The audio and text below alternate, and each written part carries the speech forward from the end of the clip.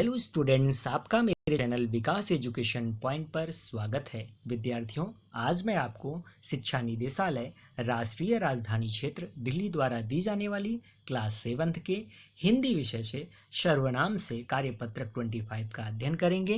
विद्यार्थियों, यह कार्यपत्रक 27 अक्टूबर 2021 की है। आइए अध्ययन करते हैं। प्यारे बच्चों, पढ़िए और समझिए। संजय जब खेलकर घर आया तो संजय के पास संजय की माँ को सुनाने के लिए एक बड़ी मज़ेदार बात थी। आते ही संजय ने माँ से कहा, माँ, पता है आज क्या हुआ? क्या हुआ? संजय की माँ ने पूछा। संजय ने कहा, एक कुत्ते ने संजय की गेंद ले ली।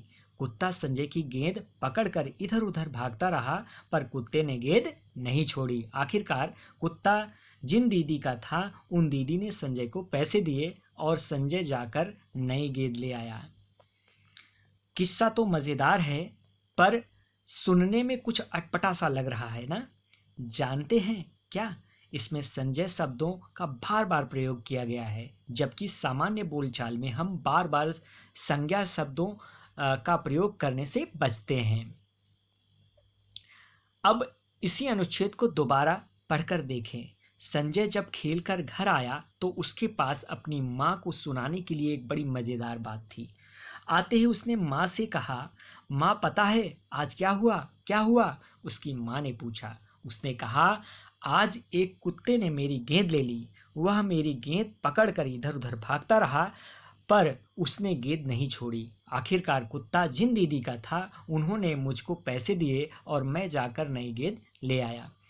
इसमें संज्ञा शब्दों के स्थान पर क्रमशः उसके, अपनी, उसने, उसकी, मेरी, वह, जिन, उन्होंने, मुझको, मैं आदि शब्दों का प्रयोग किया गया है, जिससे भाषा में प्रवाह आ गया है।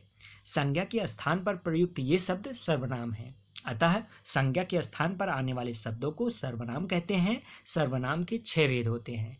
आज हम पहले भेद के बारे में जानेंगे। तो पहला भेद है बच्चों, पुरुषवाचक सर्वनाम। आइए इसको देखते हैं। तो बात कहने वाले, सुनने वाले तथा किसी अन्य व्यक्ति या वस्तु जिसके संबंध में बात की जा रही हो के लिए प्रयुक्त सर्वनामों को पुरुषवाचक सर्वनाम कहते हैं। पुरुषवाचक सर्वनाम के 3 भेद होते हैं।